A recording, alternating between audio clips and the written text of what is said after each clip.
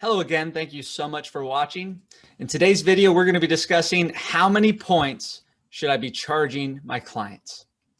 Now, before we get started, if you would please hit the subscribe button and the notification bell and even like this video. It helps me a lot in those YouTube algorithms. And on top of that, if you have not checked out our Patreon account, if you are a commercial loan broker or if you're trying to become one, a lot of great exclusive content that I post on Patreon every day. Feel free to check it out. So let's jump right into it. Big question is, how many points do I charge clients? And ultimately, guys, the answer is enough points to make it worth your time.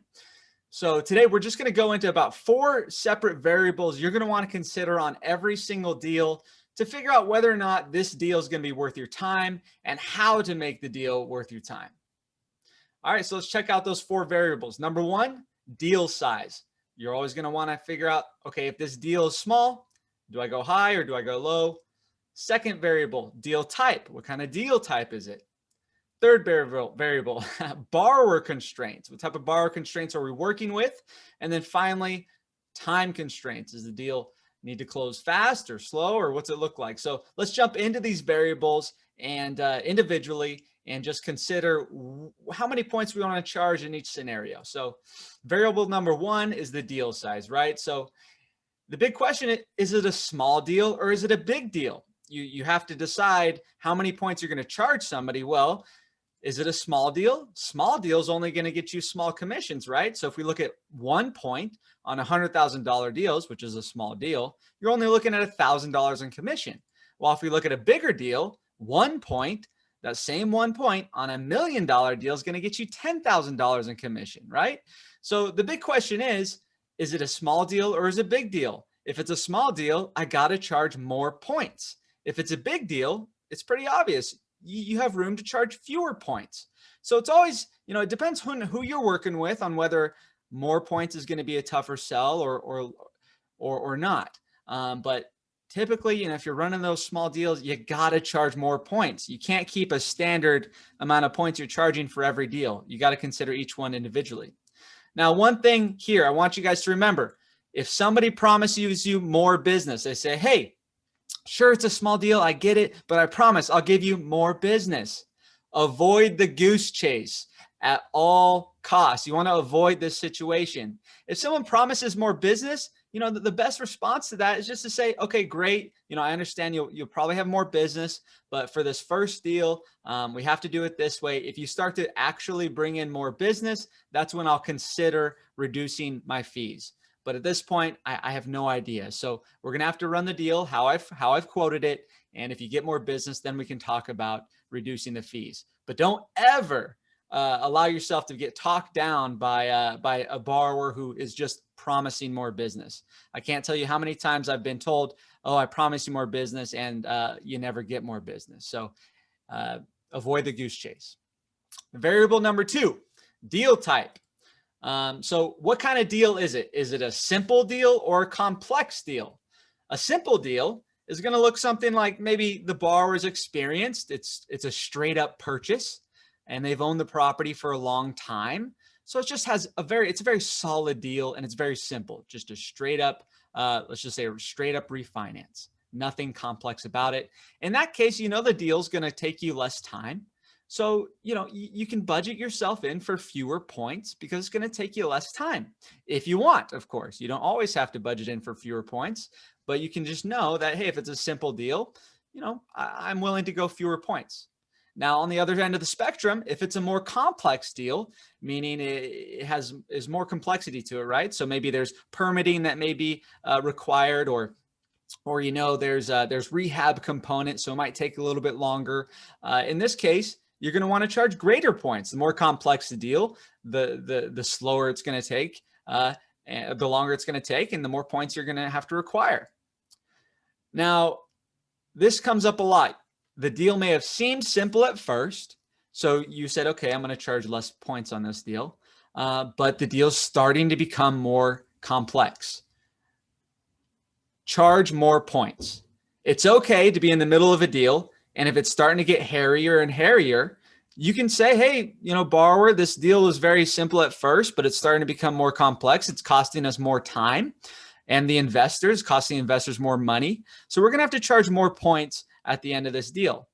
Now, if they aren't willing to do that, just avoid the goose chase. Tell them, well, I don't want to spend any more time on it then. I'm going to have to walk away from this deal. And so the investors walk away with you, right? So make it very clear to the borrower, you know, if this deal ends up taking more time, I will have to charge more points. And you can set those expectations from the very beginning. So that's your second variable. You want to figure out what type of deal is it? Is it a very simple deal, complex deal? And if it's costing you time, costing you money, you know, you want to set that expectation up front. You can charge more points if you want to. Third variable is your borrower constraints.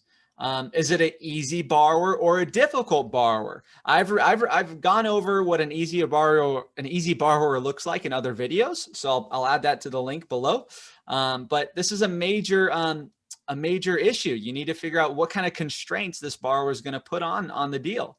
If it's an easy borrower, meaning they might have really strong credit, they've never had a late payment, there's no bankruptcies involved, it's going to be a very easy deal. It's going to cost you less time. It's going to be less stressful, probably less documentation required on the deal. So in this case, you can say, okay, well, I can charge fewer points. This borrower is solid.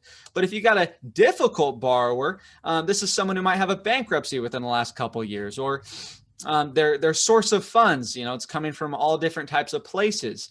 Their credit's messed up, all kinds of things. Maybe they don't own their primary, you know, there are certain things that are going to cause problems with lenders, and you need to budget in for the complexity of the deal. Just like on the last variable, it's just going to make the deal more complex if the borrower's more of a difficult borrower. So you got to charge more points. It's more stress. It's more pitching you have to do to the lenders. It's just a tougher deal. Now, again, just like the last point, if the borrower is starting to reveal more hair, and in this industry, hair means messy. It means more work, more shaving, more work you got to do on the deal. Don't be afraid to charge more points. Once again, and you should set that expectation from the very beginning. You know, hey, borrower, the deal, you know, you look pretty clean, but if we get further into the deal and it creates more hair, I may have to add more additional points. It just comes with the territory. You work on commission, and that's how this commercial real estate space works. So don't be afraid to charge more points if the deal is revealing more hair and it's taking more time. Variable number 3, time constraints. Is it a time sensitive deal or not a time sensitive deal? Now this is kind of like one of those sales tactics that are used out there. It's time. Do we have a lot of time to do the deal or not? You always want to put a time limit on your offers, right?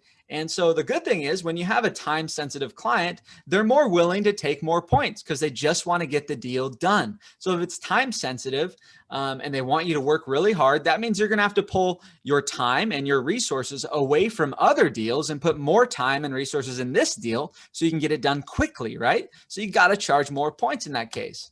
However, if it's not time sensitive and, you know, the borrower's got plenty of time, their note isn't maturing, for example, that would be a time sensitive deal if the note's maturing. But if it's not, it matures in, if, you know, let's say it matures in 5 months and they're just kind of going out there trying to find a lender. Yeah, that's not time sensitive. And guess what? That borrower is going to have more time to find other brokers or other lenders to do the deal. So in this case, you're definitely going to want to be more competitive on this side. So you might as well charge fewer points on that kind of deal. Now, the big question is the borrower causing delays? Now, if it was a time sensitive deal and the borrower's causing delays, causing the closing to go further and further out for several reasons, maybe they're just not getting you the documents that you've requested, then you're going to have to charge more points. Do it. If they're causing delays, they put this big rush on you, rush. And then all of a sudden, when you get to the finish line and they're not giving you what you need, it's like, well, I just put all this time and effort into it and you're not holding up your end of the bargain, right? So just charge more points. That's what you're going to have to do. And if you don't charge more points and tell the borrower, you're going to have to walk away from the deal because they aren't working with you. They're not doing what they're supposed to do. They're not holding up their part of the bargain.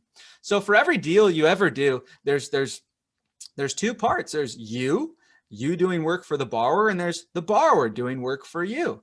And there's a mutual contract that that is taking place there. And so if they're not holding up their end of the bargain, you should either walk away or just charge more points. That's ultimately what you have to do. Now, just to conclude here, how much should you charge? We went over 4 variables you want to consider, but ultimately you want to charge whatever your time is worth. So before you even decide what you're charging on a deal or even consider those 4 variables, you need to figure out what's the ultimate goal. How much is your time worth? And on every month, you can probably expect to close, or your goal should always be to close at least 2 to 5 deals a month. Some months you might not close any deals. Some months you only close 1. So the goal is to ultimately close at least 2 to 5. This was always a goal that I went by. And with that, you want to try to make at least $5,000 to $10,000 a deal. So you need to set up a goal for yourself, whether it's $5,000 or $7,000 a deal, whatever it is. You need to figure out what your time really is worth.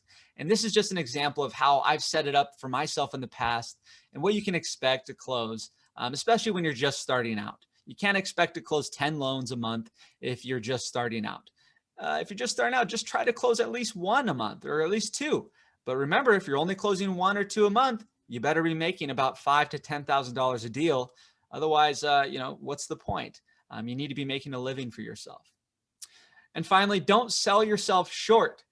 If the deal doesn't make sense, if the variables aren't making sense, if the borrower keeps talking you down and you know it's a hairy deal, then just avoid it. Tell them, hey, it's just not worth my time. It's okay to do that. It's called fear of loss. It's one of the greatest sales tactics out there, and it's useful, and you actually need to use it. Otherwise, you won't be able to make a good living for yourself unless you make it very clear to the borrower that your time is very precious, and these deals don't always close. So you can expect some deals to fall out, and so you need to make sure you're making enough on each deal. Otherwise, just avoid the goose chase altogether. Well, I want to thank you so much for watching this video once again. If you haven't already done so, hit the subscribe and the notification bell and smash that like button for me. It helps me a lot in these YouTube algorithms. And then also, if you are a commercial loan broker or you want to become a commercial loan broker, check out our Patreon account. I have a list of over 1,000 lenders that you can pull from. It's actually a great tool to search for lenders for each deal if you want. A lot of great content. So check out our Patreon. Thank you so much for watching, and we'll see you in the next video.